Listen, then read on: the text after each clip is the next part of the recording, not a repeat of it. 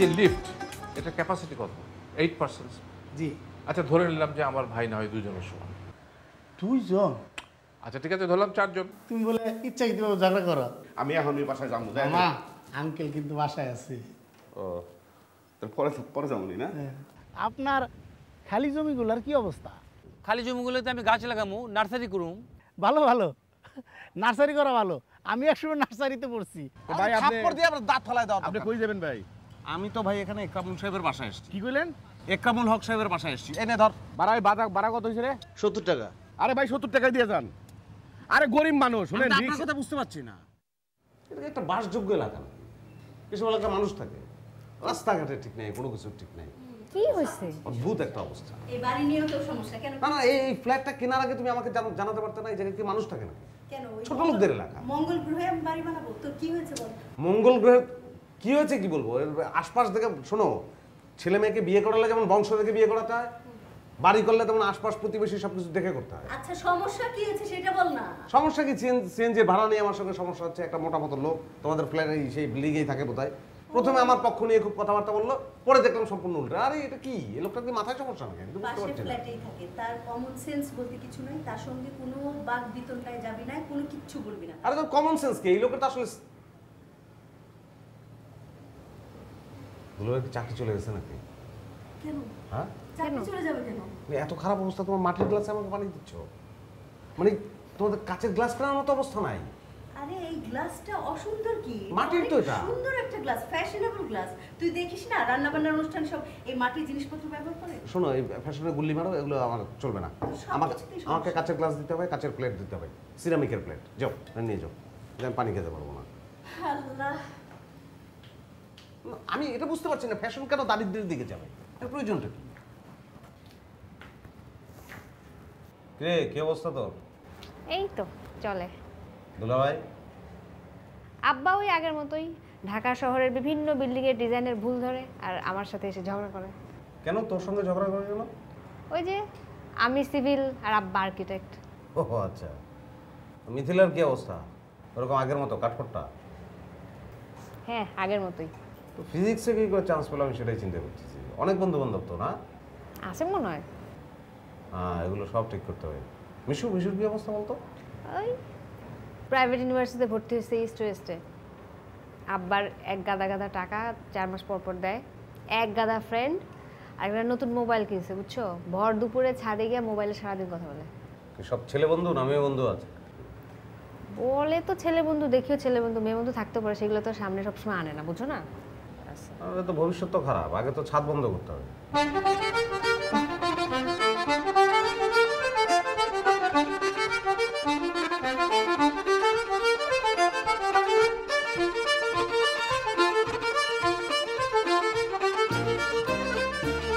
কি অবস্থা সোহন ভাই?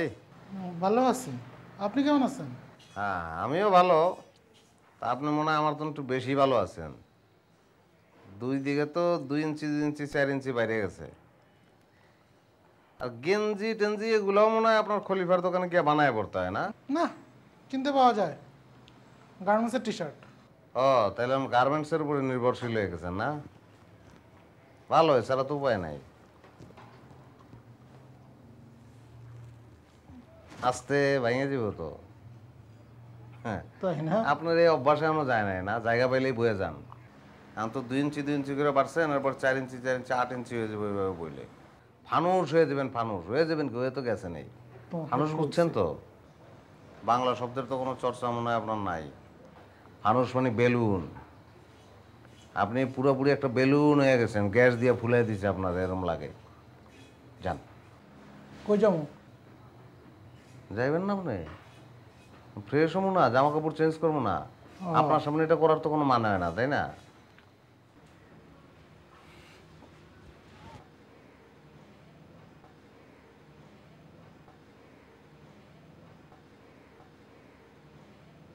সুমন ভাই, এত স্লো কেন আপনি? আপনার তো মঙ্গলবার দিন কাতকুতু দিলে শনিবার দিন আসবেন, বুঝতে হইব তো। আমি কাপড় চোপড় চেঞ্জ করবো না, দরজাটা খোলা রাখলে চেঞ্জ করুন যাব, বন্ধ করেন।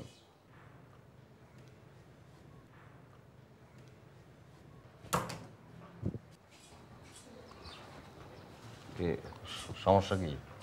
ও হ্যাঁ, যান। দরজাটা বন্ধ করে আবার মনে করাই দিলাম।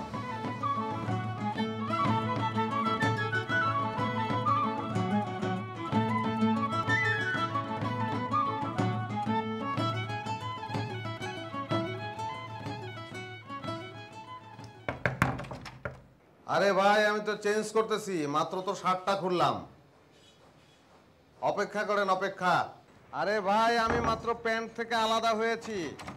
শোনেন, কোন এক জায়গায় বসেন। না না, বসেন না, পারলে কোন একটা জায়গায় দাঁড়ায় থাকেন।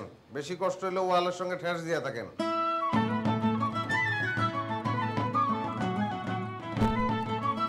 আর তুমি তো ওই দিন ব্যাপারটা বুঝো নাই, তুমি অযথা আমার সাথে সবসময় রাগারাগি করো, বুঝতে পারছো? হ্যাঁ, তুমি আমার না বলে যাবা কেন? আমি তোমার মানা করছিলাম না, যেহেতু তুমি গেলা কেন? সাথে আমি রাগ করছি তোমার উপর। এই শুনো, আমি আমি আমি তোমার পরে ফোন দিচ্ছি। চাচা, তুমি সাথে তুই শালীন সাথে কি করছ কত আমারে? উঠলাম একটু খোলা বাতাসে থাকতে, ভালো লাগতেছিল না নিচে। শালীন তো খোলা বাতাসে থাকস, একদিন নিচে নামে দেখবি পুরো দুনিয়া চেঞ্জ হয়ে গেছে, আর তুই ছাদে বেরিয়েছস। কেন দুনিয়া চেঞ্জ হওয়ার কি আছে? আরে পুরো পুরো বাসায় তো চেঞ্জ হয়ে গেছে। তুই জানাস তোর মামা আসছে? মামা আসছে নাকি? মামা আসছে, তো আনন্দ আর কি আছে? আহা, তুমি বাসা আসলে আমি খুশি হই না, তা মামা আসলে খুশি হবো না? মামা আসলে খুশি হয়েছস, আর তোর মামা যাই আমার রুম দখল করছে।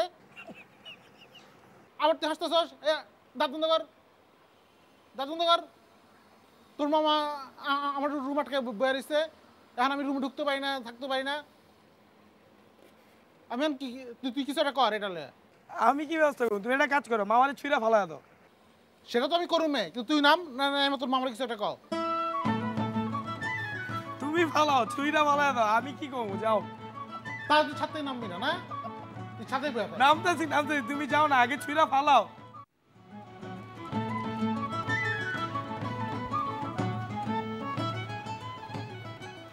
তোমার সমস্যাটা কি? হ্যাঁ, কি সমাধান করবেন? তুমি যে আমার রুমটা না হঠাৎ করে দখল করে বসলা, ঘটনা কি? এটা তো রুম, এটা তো চর না যে দখল করবো। তোমার ভাবভঙ্গি দেখে তো মনে হচ্ছে চরই, তুমি যে স্থান কাটায় বসছো। শোনেন, কথা কথা তা আমার করবেন না। হ্যাঁ, তো রাক্ষসের আচরণ। ও বিভূতি কয় আমি ছাড়ো, আমার ত্যাগ করো, ত্যাগের মাঝে ভোগ করো। বোঝা গেছে না? আচ্ছা, ইয়ে আছে নাকি ওই যে লুঙ্গি আছে আপনার? আমার লুঙ্গি দিয়ে তুমি কি করবা? না, আমি পরবো, আমি আনি নাই তো। তাই না? যাও যাও।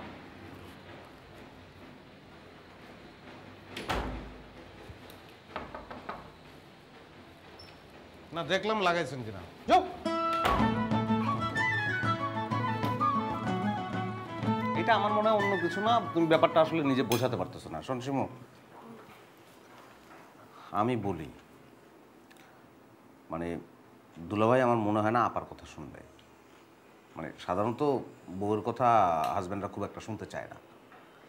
তুই ফ্যামিলির বড়, তোর ওই বিষয়টা বোঝানো উচিত। মানে গ্রামের জমি জমা, তার একটা ইমোশন আছে, সব ঠিক আছে, কিন্তু গ্রামের জমি জমা তো কোনো কাজে লাগছে না। এটা তো এক প্রকার অপচয়, আর অপচয়কারী যে শয়তানের ভাই, এটা একটু দুলাভাইকে তো বোঝাতে হবে।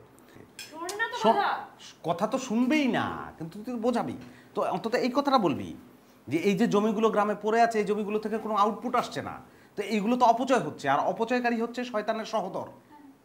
সেই অর্থে শয়তানের সহোদর মানে শয়তানের ভাই, তার মানে তুমিও শয়তান। এই জিনিসটা শুধু তাকে একটু বুঝিয়ে বলবি, তাহলে তো কাজ হবে। আব্বাকে আমি বলবো যে আব্বা শয়তানের সহোদর? শয়তানের সহোদর না, সে নিজেই শয়তান, সহোদর হওয়ার কারণেই শয়তান, এটা বুঝিয়ে বলতে হবে। তুই কাকে বোঝাচ্ছিস? সেও তো তার বাবার মতো একটা বলা গাছ। সে কি বোঝে জানিস? ওই ফকিরকে কি দিতে হবে, আম্মা 5 টাকা দাও 10 টাকা দাও, পারলে ফকিরকে সংসারে সব দিয়ে দেয়। আম্মা তুমি এক প্রসঙ্গের মধ্যে আরেক প্রসঙ্গ টানো কেন? সে বুঝাতে পারবে না। না আমি আশ্চর্য না, তুমি মামা কিছু বলো আম্মারে, সারাক্ষণ তোমার বোন এরকম করে আমার সাথে। তোর তো ফকিরের টাকা কি সবসময় চাই নাকি? আশ্চর্য। হ্যাঁ, তোরও এই জায়গায় একটা জিনিস বুঝতে হবে যে ফকিরের চেয়ে মা উত্তম, এটা বুঝতে হবে তো। শোন, এখন আপার উপরে যতটা প্রেশার পড়ছে, এতে তো আপার কয়েকদিন পরে হাই প্রেশার হয়ে যাবে। এই বিষয়টা তোকেই মিষ্টি করে বলতে হবে দুলাভাইকে। আর তুই বড় মেয়ে না, আর তুই যে নরম, তোর কথা তো সে শুনবে। একটু বুঝিয়ে বলবি যে বাবা, জমিগুলো অপচয় হচ্ছে, আর অপচয়কারী হচ্ছে শয়তানের সহোদর। শয়তানের সহোদর মানেই হচ্ছে সেও শয়তান। এই শয়তান কথাটা বললেই তার বোধোদয় ঘটবে। কেন? আমি এগুলো আব্বাই বলতে পারবো না। কেন পারবি না? কেন পারবো না? মানে যে অপচয়কারী সে শয়তান, তাকে শয়তান বলতে যা, না পারলে যা।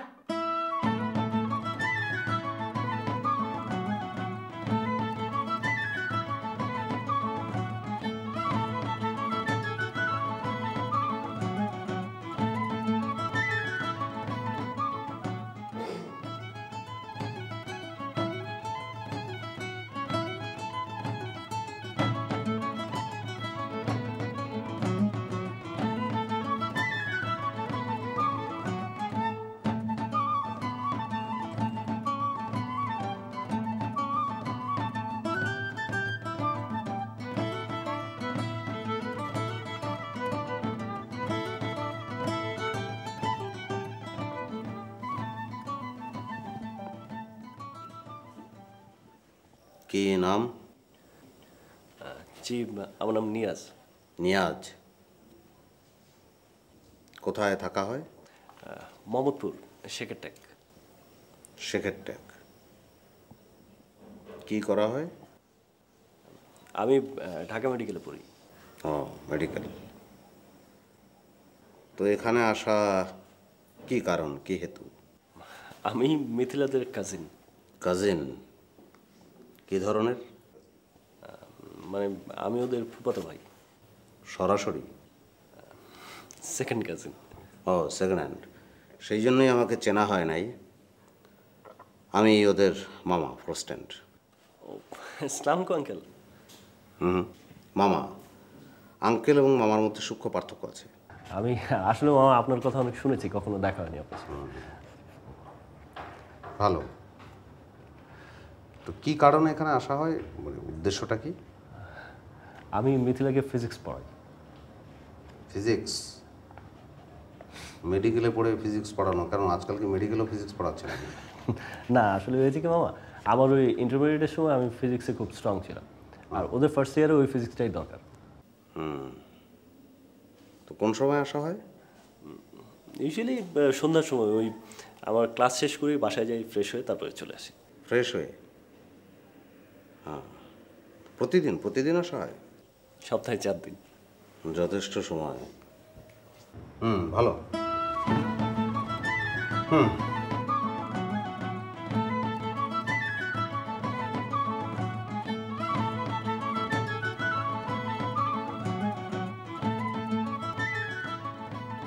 এই তোমাদের মামা তো একটা জিনিস, মানে সলিড জিনিস। এই তুমি আমাদের মামাকে জিনিস বলছো কেন? তো জিনিস বলবো না কি বলবো? সে কি বলছে জানো? তারে আমি বললাম সালাম আঙ্কেল, সে রিয়াক্ট করলো যে আমার আঙ্কেল বল কেন, আমার মামা। হ্যাঁ, তা তুমি মামাকে তুমি আঙ্কেল বললা কেন? আরে এই মামার বয়স কত বলো তো? 35। না না, 34 তোর হবে। 34 35 একই জিনিস। আচ্ছা 34 বা 35 যেটাই হোক, 30+ তো 30+ যে কোনো মানুষের তো অনায়াসে আঙ্কেল ডাকা যায়। এগুলো তো আমাদের দেশের নিয়ম না, এগুলো বাইরের দেশের নিয়ম। আমাদের দেশে বেশি বয়স হলে তাকে আঙ্কেল ডাকবা, আর কম বয়স হলে তাকে মামা, চাচা, ভাই এগুলো বলে ডাকবা। মামার ইংলিশ কি? আঙ্কেল। চাচার ইংলিশ কি? আঙ্কেল। সো তারে আঙ্কেল ডাকলে সমস্যাটা কোথায়?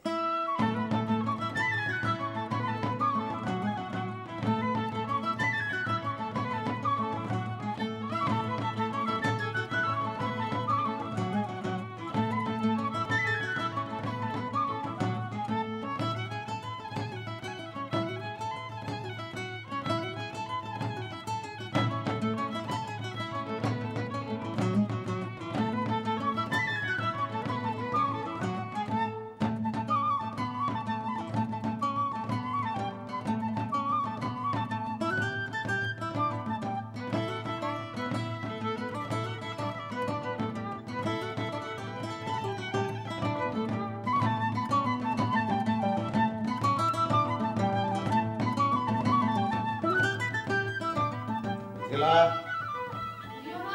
এদিকে আয়। তুই পড়ছিস না জীবন নিয়ে জুয়া খেলছিস সেটা বুঝতেই পারছি। মাস্টারকে বসে থাকতে বল, তুই আয়।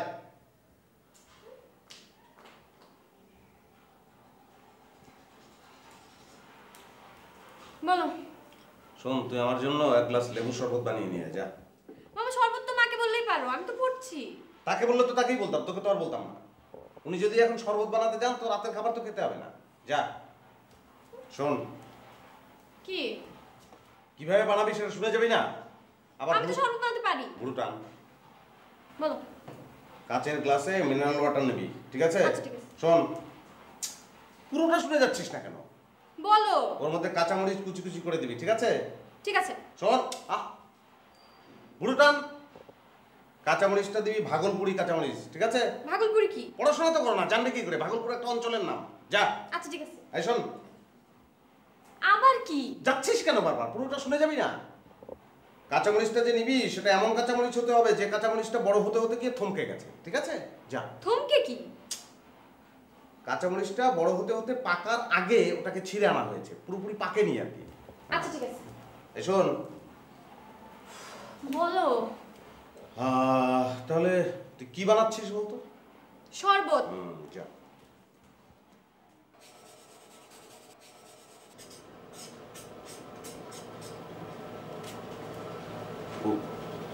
এই যে ছেলেটা পড়াচ্ছে না, গুটু গুটু করছে, নিয়াজ। আমি জানি তোর নাম নিয়াজ। ওদের সেকেন্ড কাজিন হয়, মেডিকেলে পড়ে, মোহাম্মদপুর সেক্রেটারি থাকে, তাই না? এই ছেলে তো যতখানি লম্বা ততখানি বিয়ে দাও। আরে ও তো অনেক ভদ্র ছেলে, ও কি করেছে? কিসের ভদ্র ছেলে? তুমি কি বলছো? ড্রয়িং রুমে বসে আছে, আমি সামনে দিয়ে হাঁটাহাঁটি করছি, আমাকে দেখছে না?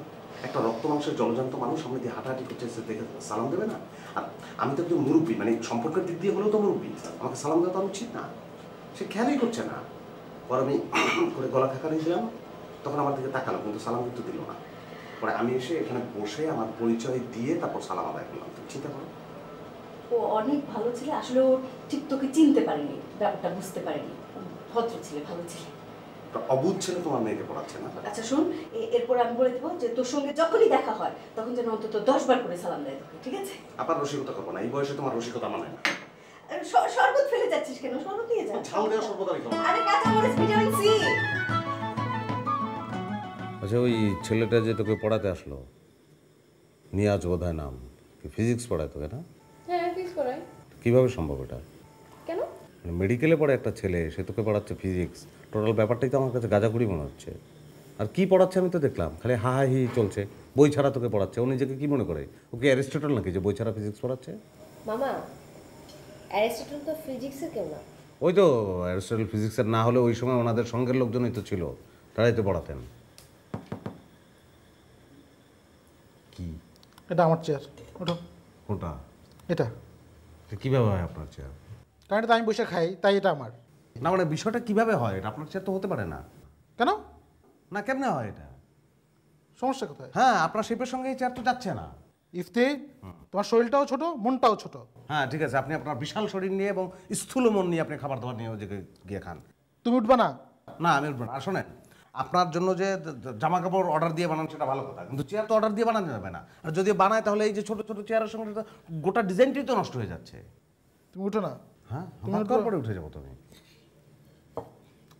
হ্যাঁ বেটা, এটা শাক দাও, এই দাও। তাও আপনি যান প্লিজ। ডাল নেবেন? না তাহলে যান। আর একটা এটা দেন।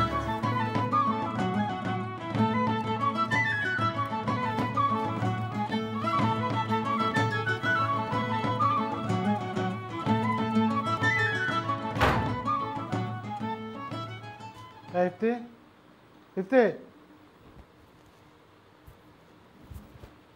ইফতি। ও ভাই, কে ভাই? উঠো। কি? আমার বিছানা থেকে উঠো। আরে দূর ভাই, আপনি তো কইতেছেন আমার বিছনা, আমার বিছনা। বিছনা তো এই কথা কয় না। বিছনা তো কয় যে ভাই আপনি ঘুমাইছেন ভালো হয়েছে, এতদিন যে কি গন্ধমাদন পর্বত ঘুমাই আসছিল আমার উপরে। আজল তো কথা বলবো না। ইফতি, উঠো, উঠো, ধরো ভাই, উঠো। শোনেন, আপনি যা খুশি তা, আপনার ঘুমাইছে তো একটা কাজ করেন, আপনি গিয়া যে কোনো চিপা চাপি দেখা, বুঝছেন, ওয়ালমোয়ালের লোকের ঠেস দিয়ে ঘুমাই পারেন। আর এক কাজ করতে পারেন, আপনার যে লোড আপনি ফ্লোরে ঘুমায় পারেন, ফ্লোর ভালো লোড লইতে পারবো, আমার একটু ঘুমায় দেন প্লিজ ভাই। তুই ঘুমা ফ্লোরে গিয়া, তুই ঘুমা। আরে ভাই এরকম করছেন ভাই, উঠেন ভাই উঠেন, শুনেন এটা এটা ভাই সম্ভব না। ভাই আমার একটু ঘুমাইতে দেন, আমার মতন করে শান্তিতে একটু ঘুমাইতে দেন, আমার ঘুমাইতে দেন ফাজিল কোনকার, এসব অসভ্য ফাজিল এসছে। ঘুমাইতে দেন ভাই প্লিজ। ভাই কেন